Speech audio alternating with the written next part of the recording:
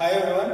So now we are going to talk about the applications of two applications are there. We have to discuss many applications are there. Majorly we have to discuss these two applications. First one, the magnetic field due to a straight current carrying conductor. So that is our first aim. Second one, the ring and circular current carrying conductor.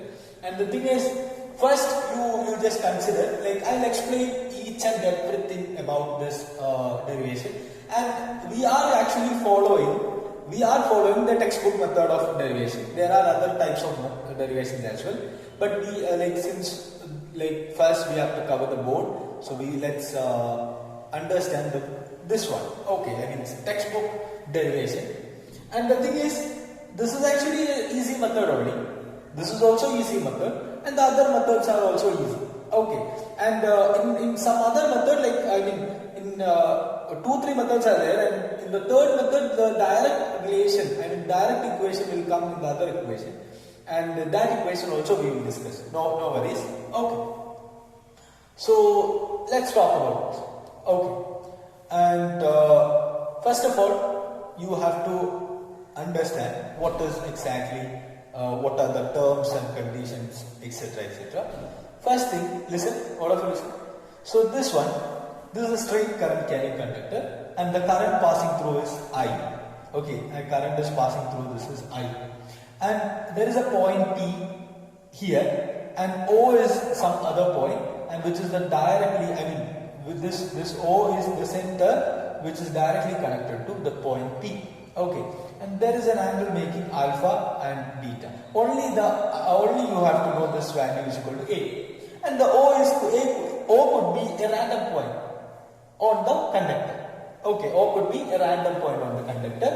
And one thing you have to note here, θ1 is this angle.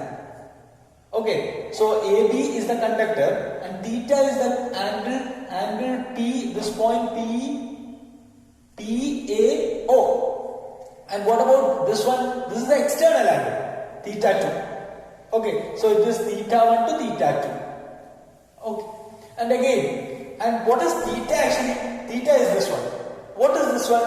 We have considered another small current element, and the center of that current element is C. Okay, and this current element is directly connected to this P, and the distance between them is R. Okay, and the radius vector is R. And what is A? A is OP. OP is A. That is the perpendicular.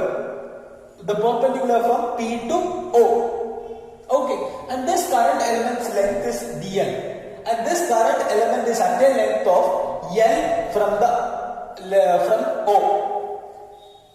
Okay, and this current element is also a random one. You can select here, wherever you want. Okay, so this is a random selection, and randomly we have taken one current element, which makes an angle theta with this one R. Okay, so what is the angle DL and R? What is the angle between DL and R? Theta. Okay, so now we are going to, what is alpha beta? Alpha beta is this angle and this angle. Suppose if it cuts like this is like this. If it is exactly center and this is bisector, then alpha will be equal to beta. No, it is not exactly. These are different values. And also I can say that this is R1 and this is R2. They are not equal. You got me? Okay. So this is what is our case. And first you have to understand, I think you have got the basic idea about this figure. Okay, and you can check it once more, and if you have any doubt you can ask me. Okay, and dB is equal, that is a small magnetic field that we know by Biot-Savart's law, mu 0 by 4 pi ideal sin theta divided by R square.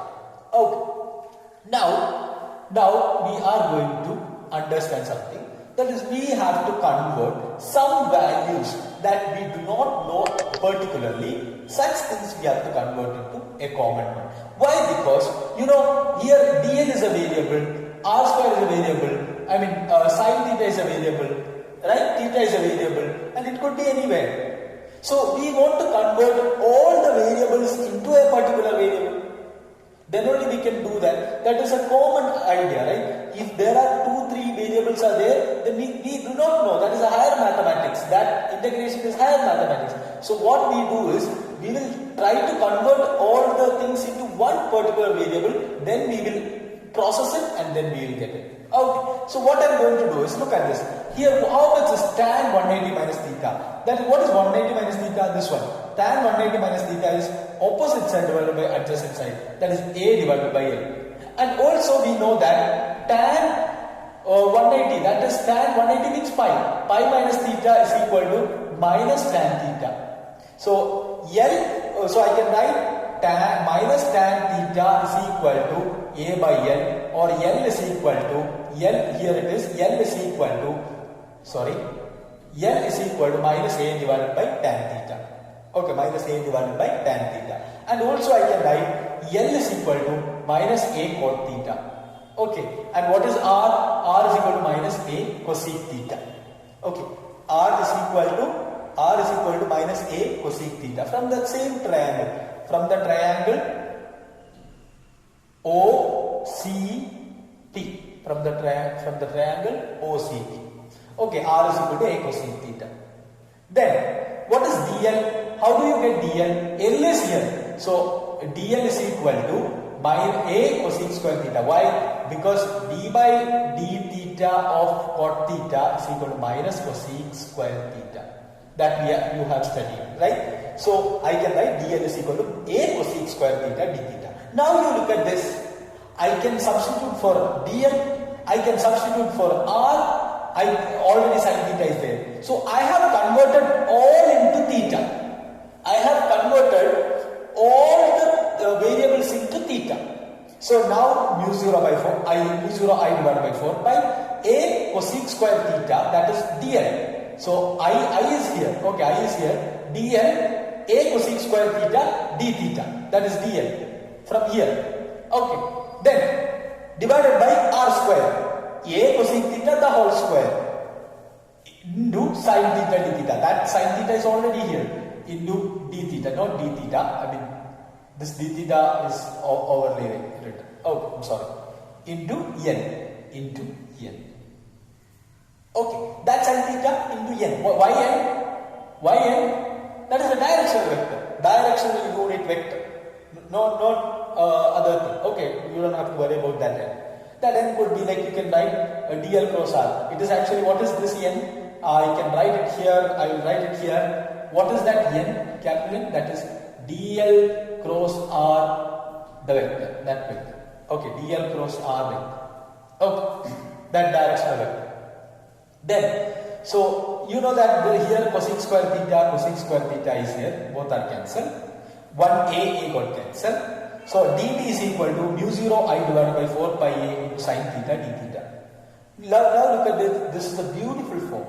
We have got a beautiful form. Only variable is sin theta d theta. I mean, theta is a variable. Sin theta d theta. We know this integration, we know how to integrate this. It's pretty easy.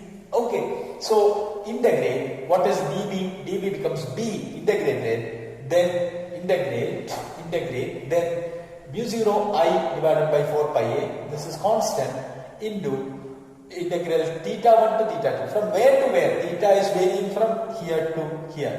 From theta 1 to theta 2, sin theta d theta into n cap. I mean, this is the, what is this? The directional vector, unit vector. So b is equal to mu 0 I divided by 4 pi a, cos theta 1 minus cos theta 2, n cap. Okay, this is the direction vector, and b is equal to, one more equation is there. So this is what is the equation. We need this much only, but one more equation we learn.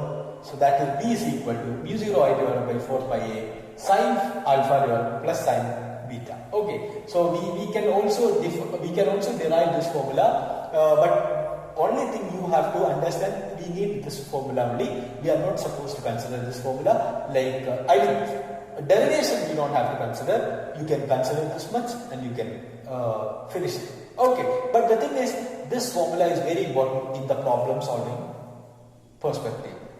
Problem solving. Okay. Why? Because I let you know what are the applications of this formula. One thing. First one, suppose P is at the center point. Here alpha is equal to beta.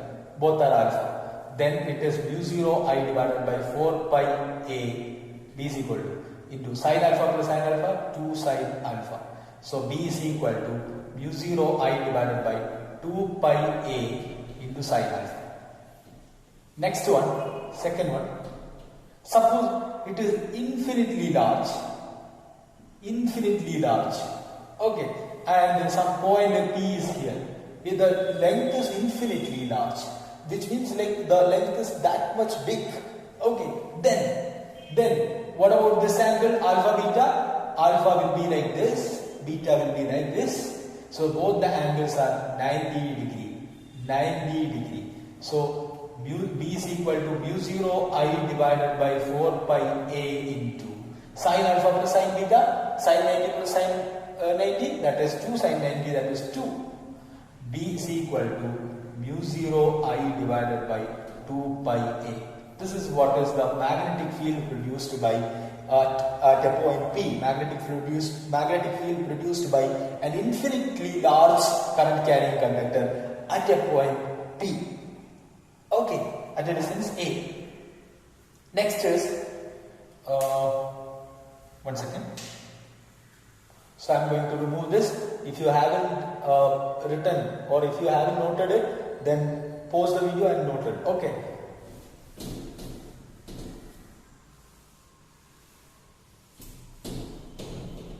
Okay.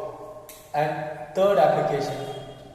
Suppose it is infinitely large, but one end is going to infinity, other end is fixed here. Okay, this distance is A. Then this angle will be, look at this, what is actually theta, alpha. Alpha is this angle, look at this angle, R2 and this one. Okay, so here the angle is theta is equal to 0 degree. And what about here angle is equal to 90 degree. So I can write it as mu 0 I divided by 4 pi a into b is equal to into sin alpha plus sin beta. Only one, other one is sin 0 0, that is sin 91. This is the value. Okay, so these are the applications. Look at this. So by using this equation, we could find out all these things. Okay, in an easy way. And also usually students will get confused with theta 1 and theta 2, but not alpha and beta. Okay, alpha and beta. So that is why alpha beta, this formula is somehow involved. Okay, so we will see in the next video, that is we have to find out the magnetic field due to a current carrying ring or a circular conductor. Thank you.